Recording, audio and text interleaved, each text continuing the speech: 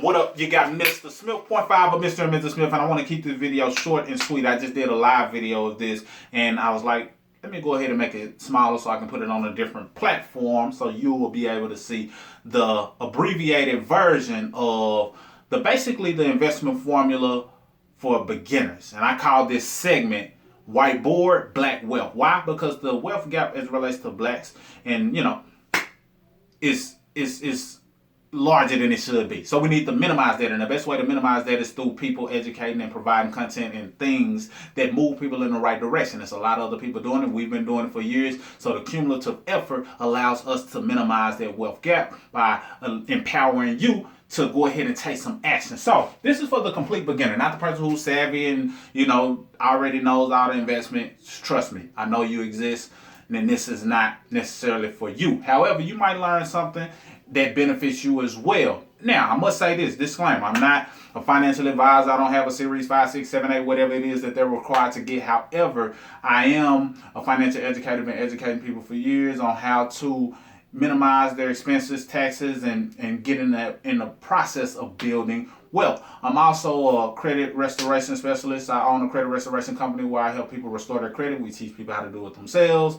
And I'm an investor. And basically the things that I learn and implement, I want to teach just in case somebody else can benefit as I'm on my wealth journey as well. That being said, investment formula for beginners. And this is a formula that I call EDA. Now, of course, it's already filled in for you versus when I did the live video, but E stands for educate. Number one, you need to educate yourself on the things that are out there. What are the options? What is it that you can do in order to best position yourself financially from a level of educating yourself on where you need to put your money? First of all, don't let people just rush you into investing. I know everybody makes it sound fun and, things of that nature, but don't just rush into it. If you're not listening to someone who's going to educate you in areas that can empower you to not lose money or minimize the opportunity to lose money, then you might be doing yourself a disservice. So educate yourself, and then once you have some pros and cons in place, then by all means you can dive in. Now, this is not to create paralysis analysis, basically overthinking or over-educating yourself to where you never move forward. This ain't that. This is just so you can weigh out the options. Understand, okay, these are the pros here, these are the cons to that. Based on my current understanding, I want to pursue this direction. And then you might learn some things that make you recalibrate or adapt your strategy. But first and foremost, just make sure you educate yourself. Now, you might want to look up certain things.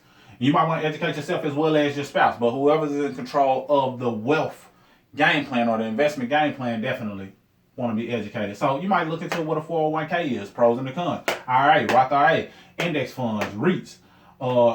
Definitely want to understand diversification. Dollar cost averaging, that's DCA. Basically understanding what dollar cost averaging is. ETFs, what are those? And see what it is that you can do in order to see which one best works for you. My personal favorites are things that allow automatic diversification, such as REITs, such as ETFs, such as index funds. Because once you're diversifying your money, you're not emotional about it.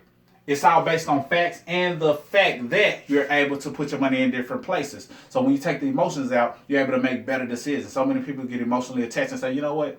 I want to put all my money in Amazon. I put all my money in the Tesla. But that's not a good strategy because anything is likely to happen. And if you didn't buy at a good time, then it might take forever for you or a while for you to see a rate of return. But if you diversify and you buy at a good time, then now you're able to minimize your risk in the process. So that's that. You might want to look into those and see what works best for you. I don't want the video to be too long, but educate yourself on certain things, and we'll do upcoming videos as well. Or if you go to our YouTube channel, you'll see we have a ton of content in different arenas. Also, after you educate, you want to discriminate. Now, I know that term is used in a negative way, but basically discriminating is casting judgment on something based on your previous observation. So if you're educating and you are doing something, and don't get me wrong, some people discriminate a whole nother way, but this right here is based on how you've educated yourself. So if you see the pros or cons of certain things and you don't like the cons of a particular thing, then discriminate against it. Discriminate against the things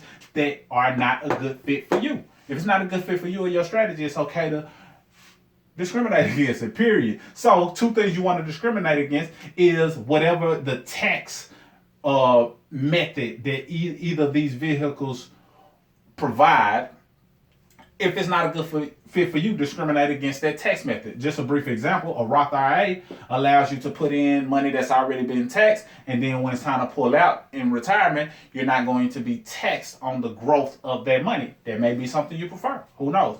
Or you might like something like a 401k IRA that's tax deferred, and you're able to deduct it and, you know, get tax deductions on it today. But when it grows to whatever number it grows to, you're taxed on the back end when you withdraw. So you want to discriminate against the one that you dislike the most, or you might have a combination of the two. It's all on you. And you want to discriminate definitely against high fees. Fees play a big part. This can be the difference between you retiring 10 years later or earlier. What do I mean? If you're overpaying in fees because somebody sold you a product that they told you was best for you, but it was actually best for them in terms of the commission or whatever money they receive, you might have to retire 10 years later, all because of the fees ate into your retirement. Sometimes it can be even worse than that based on certain numbers I've seen. However, if you have something that's low in fees, now you position yourself to retire 10 years earlier because the money that would have been going to fees is now going towards growth in your investment portfolio. Last but not least, after you educate, discriminate, you must automate, because this allows you to put yourself in a position to where it's automatically happening. Just like you might have bills on auto pay, you need to have investments on auto pay, and now you're not even thinking about it. And you want to pick a percentage. Pick a percentage, because a percentage allows you to not have a dollar amount. It's just like, all right, whatever the percentage is, I'm going to invest that. So if you end up working overtime or getting a pay raise at your job, guess what? Your future just got a pay raise as well, because if you went from making $2,000 to $3,000 and you had it at 10%, you just went from investing $200 to $300 naturally, because you were investing percentages versus just a dollar amount. And start where you can. I don't care if you have to start at 1% and you feel like, I can't tolerate 10%. Then do what you have to do, but invest a percentage, and then when you see, you know what, I can do more, or I'm liking what this is doing, let me invest more so I can hit my goals sooner. And many times people just don't invest because they don't have the cash flow. We've been teaching people strategies on how to shift their income and bring in more cash flow that gives them more money to save, knock out debt with, or invest. And one of the vehicles that I feel you might want to strongly consider looking at is MakeWeeklyMoney.com. Visit that site, and it teaches you different things that allow you to educate, so you'll know what you need to discriminate against. And then it's up to you to automate, but it's a vehicle that allows you to put more cash flow back in your pocket, heightening the amount of money that you're able to use to put towards your portfolio. And it has other cool perks, travel benefits, and discounts, things that allow you to save money and put more money towards this as well. So visit that site right now, MakeWeeklyMoney.com. It'll ask for your email. Put in your email and check it out. See if it's a good fit for you. If so, invest in yourself. If not, then keep it moving, and hopefully you use this formula to your advantage.